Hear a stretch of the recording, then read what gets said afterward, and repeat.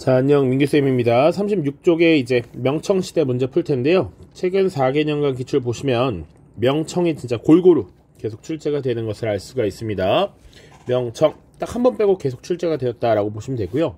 그래서 지금 중국 전근대사를 쭉 다루고 있는데 실제 수능에서는 2문제에서 3문제 정도 출제가 된다라고 보시면 됩니다. 실제 근현대에서 2문제가 출제가 되고요. 그래서 여기 명청시대도 각각 조금 잘 구분해야 된다. 그래서 각 국가의 정치사 당연히 알고 있어야 되고요.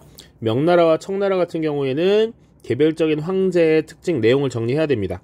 그러니까 예를 들면 명나라는 홍무제도 나올 수 있고 영락제도 나올 수 있죠. 청나라는 강희제 그리고 걸륭제도 출제가 될 수 있는데 그 사이에 있는 옹정제도 사실은 출제가 가능하다라고 보시면 되겠습니다. 자, 기출선지를 통해서 해당 황제와 관련된 내용들을 키워드들을 좀 정리를 하시면 되겠습니다. 홍무제와 영락제 그리고 명청시대의 기타 공통적인 경제 파트 혹은 문화 파트 이런 것들을 좀 살펴보시면 도움이 될 것 같아요. 자, 문제 바로 풀도록 하겠습니다. 밑줄 친 왕조에 대한 설명으로 옳은 것은 이라고 되어 있습니다. 밑줄 친 왕조에 대한 설명으로 옳은 것은 황제는 황태손인 주윤문에게 황명조훈이라는 책을 하사하였다. 이 책은 후대 황제들에게 일종의 지침서로 자신이 개창한 왕조가 영원히 지속되기를 바라는 마음에서 편찬한 것이다. 핵심적인 내용으로는 중서성과 재상을 두지 말고 황제가 직접 정무를 다스릴 것, 조선과 일본을 포함한 주변 나라들을 공격하지 말 것 등이 있다. 자, 지금 주씨고요. 주씨. 기본적으로 주씨가 세운 왕조고 그리고 중서성과 재상을 두지 말라라고 하는 게 핵심적인 내용이죠. 자, 이 왕조 명나라를 세웠던 인물이 주원장이었죠. 주원장. 자, 그리고 사실은 장자에게 왕위를 물려주면 베스트겠지만 장자가 죽고 장손에게 지금 황제 자리를 물려줬던 것입니다. 자, 그리고 가장 중요한 거 중서성을 폐지했고요. 재상제도 폐지했습니다. 자, 황제가 직접 정무를 다스린다라는 건 실질적으로 정책을 집행하는 육부를 황제에 직속시켰다라고 하는 것이죠. 자, 요런 내용들을 볼 수 있는 겁니다. 명나라에 대한 설명 찾으면 되겠죠. 1번, 육유를 반포하였다. 이게 바로 정답입니다. 기본적으로 명나라를 세웠던 주원장 홍무제가 6가지 유교 윤리를 지켜라 라고 해서 백성들을 교화시키려고 했다라고 보시면 돼요. 자, 파스파 문자라고 하는 건 원나라에서 당시 몽골족 승리했던 파스파가 만들었다라고 해서 이렇게 이름이 붙었습니다. 티베트와 신장을 복속시켰다. 청나라고요. 황소의 난을 계기로 쇠퇴하였다. 당나라고요. 청묘법, 시역법 등 신법을 다내는 것 송나라의 왕한석이 되겠습니다. 오른쪽으로 가왕조에 대한 설명으로 옳은 것은 자, 가의 유민들 중 일부는 메콩강 하류에 정착하였다. 이 가운데 특기할 만한 사례로 3천여 명이 함께 이주한 일이 있었는데 당시 이들은 자신들이 이자성의 군대에 의해 멸망한 가의 병사이고 만주족에 대항하다가 광둥에서 이곳으로 망명해왔다라고 주장합니다.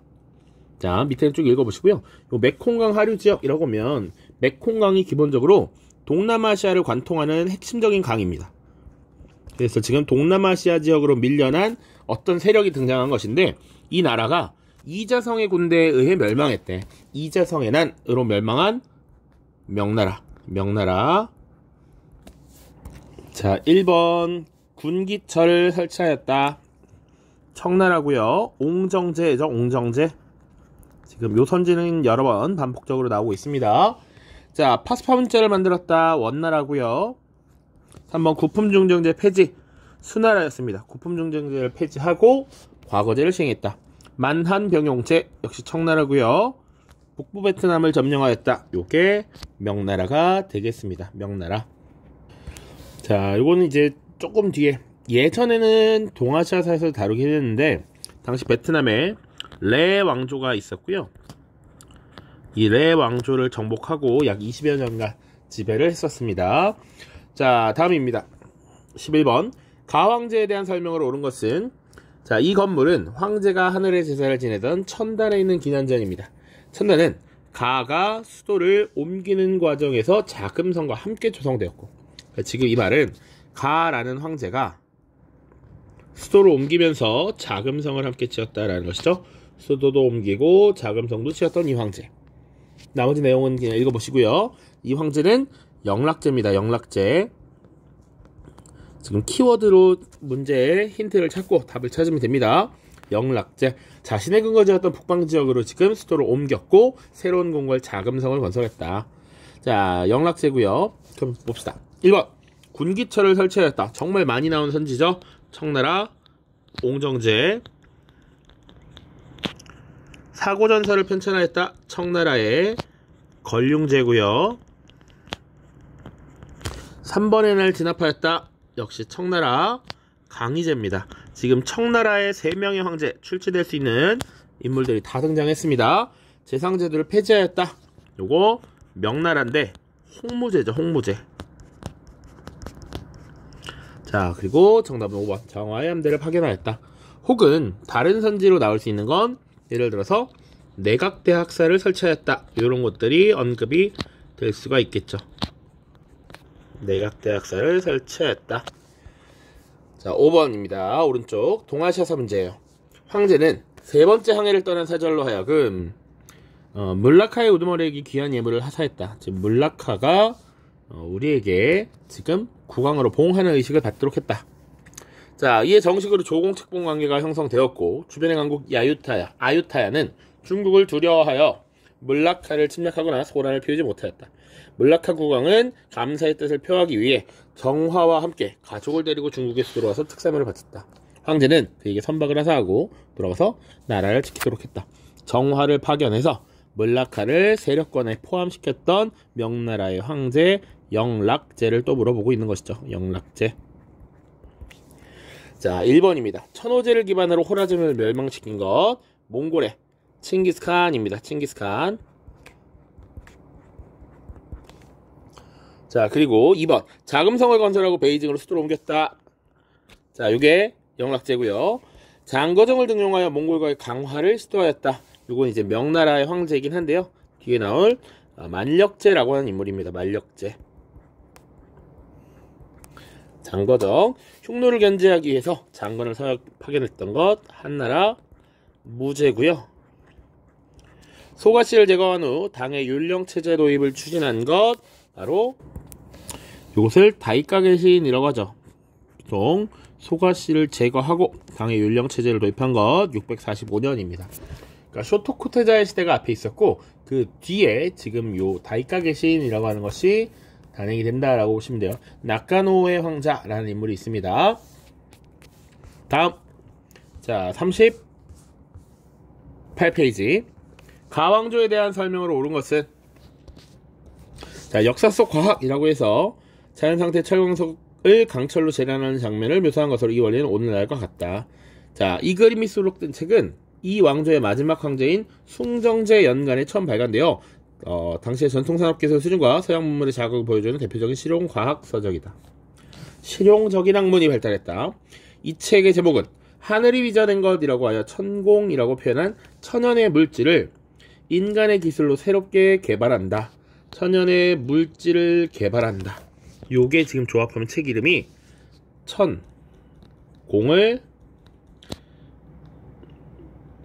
이제 물질을 개발한다 라는 것이죠. 천공개물입니다. 천공이라 표현한 천년의 물질을 개발한다 이런 의미입니다. 자, 기본적으로 실용서적이 만들어졌던 실학이 발달한 시기 바로 명나라입니다. 명나라. 1번. 서양식 무기를 제조하는 금릉 기기국을 설치하였다. 요거는 개항 이후에요. 아편전쟁 이후에 양무운동의 일환으로서 서양식 무기 제조 기술을 배우고 그것을 이제 제조하는 실제로 관청이 지금 금릉기기국이 했다라고 보시면 돼요. 자, 서역의 영향을 받은 이국적인 당삼체 유행 당나라고요. 오수전 한나라. 그리고 장거정 요게 바로 명나라가 되겠죠. 장거정 만력제 때입니다. 교자와 해자 송나라가 되겠네요. 조금 나왔으니까 한번 정리를 해볼까요? 오수전이라는 화폐도 나왔고 교자와 해제도 나왔으니까 화폐와 관련해서 자, 일단 춘추전국 시대에 다양한 화폐들이 만들어졌다 라는 것, 서로 다른 나라들이 서로 다른 모양의 화폐를 썼습니다. 칼 모양의 도전이나 혹은 농기구 모양의 포전, 뭐 초나라에 썼었던 의비전 이런 것들이 있습니다.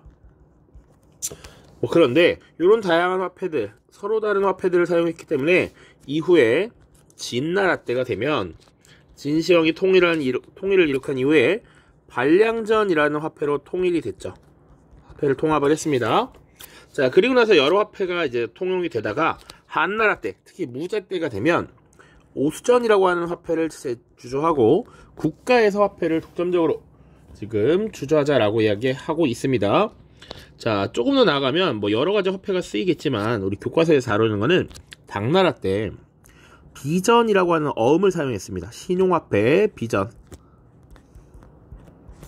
그리고 좀 더 이제 교역이 활성화되면서 거래의 편의성을 높이기 위해서 송나라 때 지폐가 발행되죠.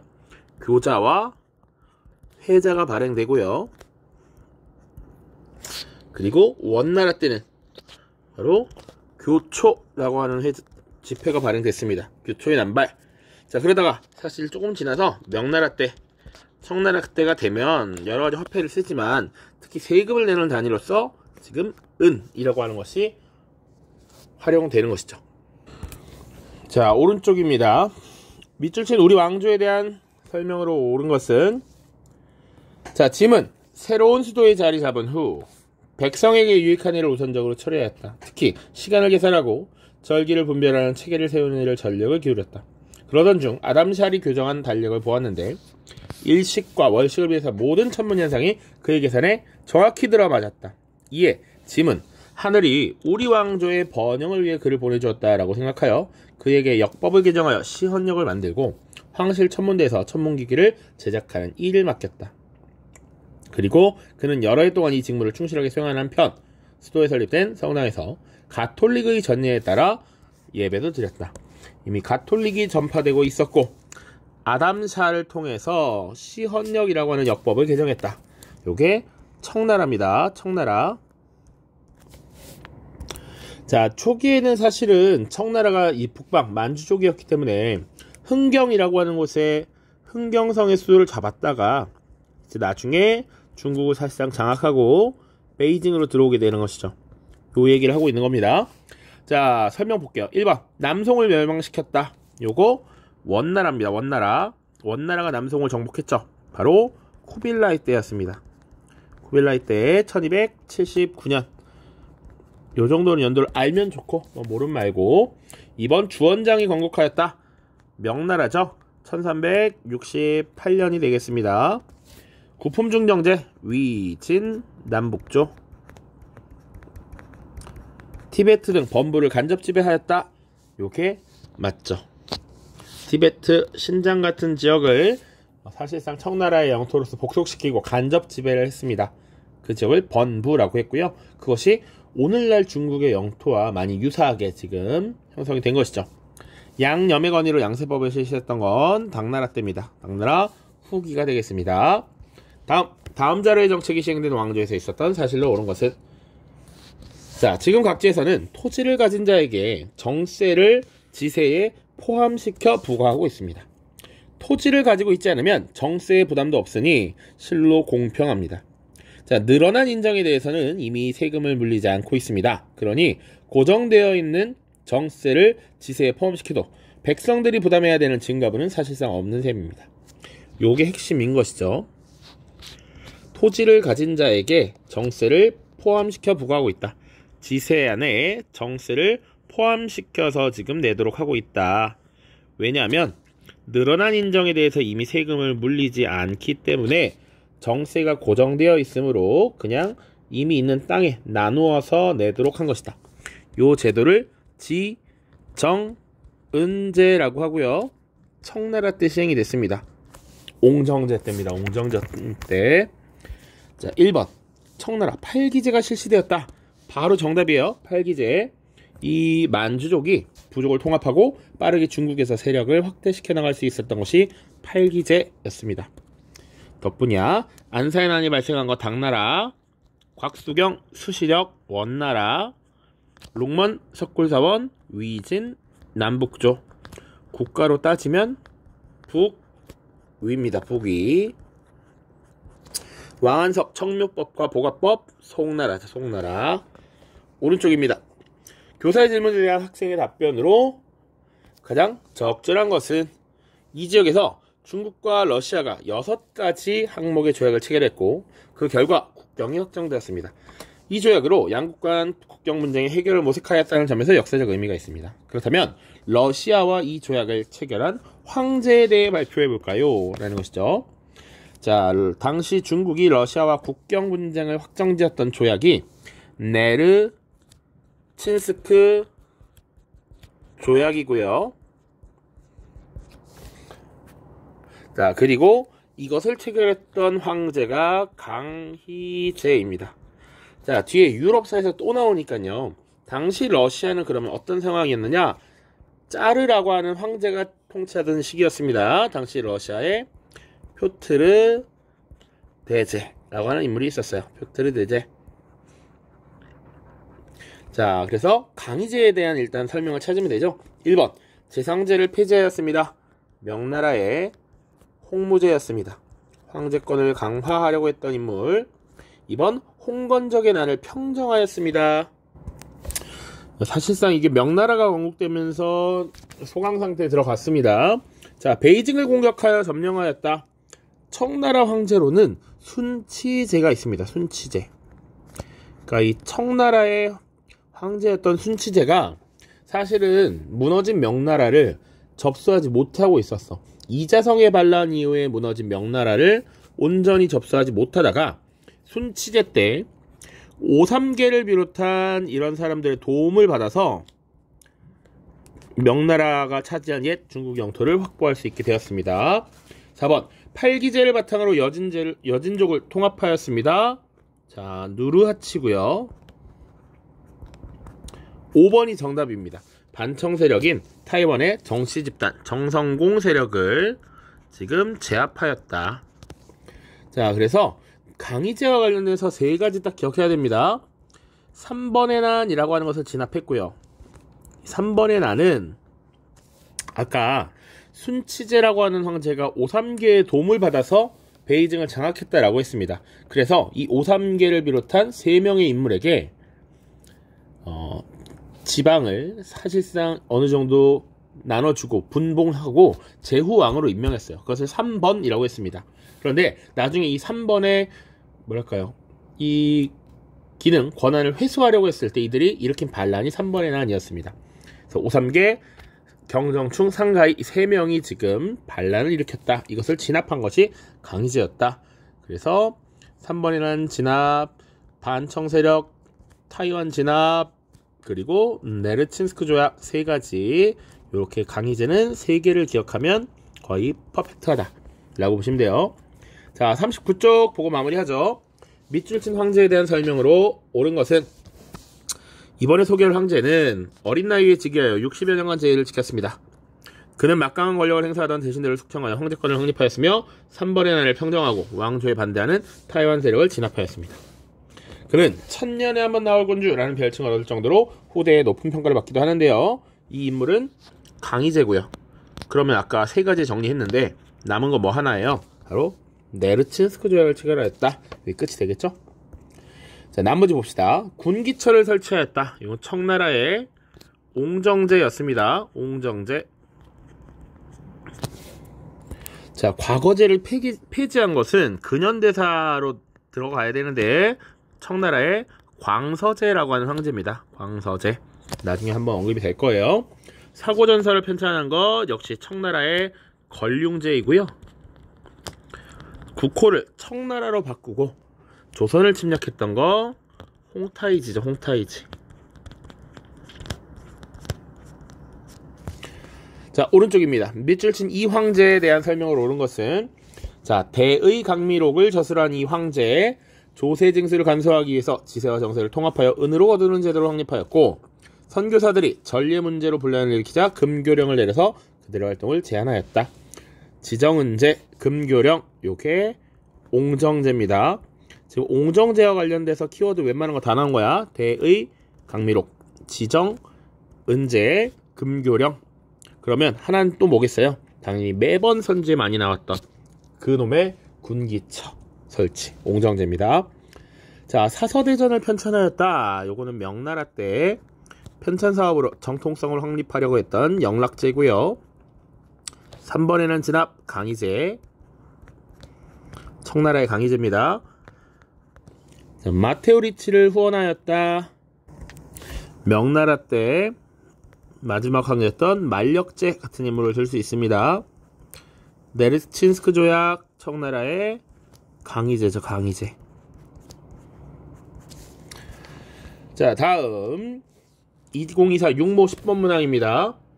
밑줄 친 황제가 통치한 왕조에 대한 설명으로 옳은 것은, 그림은 티베트 불교풍의 문수보살로 형상화된 이 황제의 모습을 묘사하고 있다. 그는 티베트 신장 등을 아우르는 광대한 영역의 다민족 제국의 통치를 하였고, 한족지 시기를 회유하기 위해 사고전사를 편찬했고, 영국 맥카트니 사절단의 무역 확대 요구를 불필요하다라고 여겨서 거절하기도 했습니다. 이 인물 바로 건륭제죠. 건륭제입니다. 티베트 신장 등을 정복하고 이 지역을 번부로서 간접 지배하였다. 사고전서를 편찬하였다. 이거 마찬가지고요. 영국 맥카트니 사절단이 사실은 무역 확대를 요구했습니다. 왜냐? 당시 영국의 상인들이 중국에서 비단이라든지 도자기라든지 차 같은 걸 대량으로 사가 엄청나게 수입을 해가요. 그런데 그들이 팔 수 있는 건 많지 않았기 때문에 그들이 자유무역을 요구하면서 자신들이 입은 경제적 손실을 최소화하려고 했어. 자, 그러나 당시 황제였던 건륭제가 이걸 거절했죠. 뭐라고 거절했냐면, 우리는 영토가 넓어서 안 나오는 물산이 없다. 다 나오지만 너희들의 편의를 위해서 무역을 허가해 준 거고 우리가 은혜를 내린 거야. 그런데 그런 것을 요구하는 건 너희들 지금 건방지다, 뭐 이렇게 얘기를 했습니다. 자, 그러다가 나중에 시간이 지나면 이제 영국이 아편을 밀수출하게 되죠. 인도산 아편을. 그래서 나중에 이것 때문에 전쟁까지 일어나게 되고 영국이 사실상 이 중국에서의 엄청난 무역 이득을 얻게 되는 시장 개척 확장이 계속 이루어집니다. 그들이 원하는 자유무역이 확대되기 시작해. 자, 아무튼 지금 건륭제가 통치한 왕조니까 역시 청왕조에 대해서 물어보고 있는 것이고, 자, 선지를 이제 찾아보면 되겠죠. 구품중정제를 실시하였다. 구품중정제 위, 진, 남북조. 이번 장안을 수도로 정한 건 여러 나라가 있습니다. 한나라 때도 장안이 수도였고요. 당나라 때도 장안이 수도였습니다. 물론 여기서 한나라는 전한을 의미해 전한. 파스파문자를 제정한 것 원나라고요. 정화의 함대를 파견한 것 명나라. 영락제죠, 영락제. 5번 만한병용제를 시행한 것, 요것이 바로 청나라가 되겠습니다. 자, 오른쪽. 자, 2014 순영입니다. 완전 옛날 거긴 한데요. 한번 보죠. 다음 자료에 나타난 시기의 경제 상황에 대한 옳은 설명을 보기 위해서 고른 것은, 신안강을 젖줄로 삼은 휘저우 지방은 한 명이 유학을 공부하여 관료가 된다면 상인은 3명을 배출할 정도로 많은 상인과 관료를 배출한다. 상인이 되는 것은 많은 이익을 얻기 위함이고, 유학을 공부하는 것은 명성을 높이기 위함이다. 유학을 공부했으나 효과가 없으면 손을 떼고 장사에 힘을 써서 경제적 이익을 누린다. 이 말은 상업이 그만큼 활성화되고 있다라는 거야. 이들은 각지에 회관과 공소를 세워서 상호 이익에 힘쓴다. 하지만 자손이 명성을 날리기를 바란다면 장사보다는 유학 공부에 힘쓰도록 한다. 자, 이 얘기는 뭐냐면요, 사실은 기본적으로 당시에 명나라 때 그리고 청나라 때를 기반으로 하고 있는 것인데, 인구가 급증하고 있고요, 관직은 제한되어 있습니다. 그러니까 물론 이름을 날리기 위해서 과거 시험을 준비하고 관직에 올라가는 경우도 많았지만, 사실은 인구는 늘어나지만 관직이 제한되어 있어서 그렇게 진출하지 못하는 경우가 많았어. 그래서 명청대의 지배층을 실제 관료가 된 사람들과 학교를 졸업한 예비 관료층, 해서 신사층이라고 불렀단 말이야. 자, 이 신사층의 숫자가 늘어나고 있었고, 이들을 사실상 지배층으로 편입해서 지방에 대한 어느 정도 자치적인 성격을 부여했던 겁니다. 자, 그런데 이들이 모두 유학으로서 관직에 진출할 수 없으니 장사를 하면 경제적 이익을 크게 누릴 수 있다라는 것이고, 그 당시 상인과 수공업자들의 동업조합이 회관, 공소라는 게 만들어졌죠. 그래서 여기서는 회관, 공소라는 명칭이 나오면 요게 지금 명청 때를 얘기하는 거구나 라는 걸 알 수 있어야 돼요. 네, 이런 게 비슷한 게 나오는데, 당나라 때 상인조합으로서 행이 나옵니다. 행. 여기 상인조합이야. 송나라 때가 되면 상인조합인 행뿐만 아니라 작도 나옵니다. 작. 요거는 수공업자 조합이야.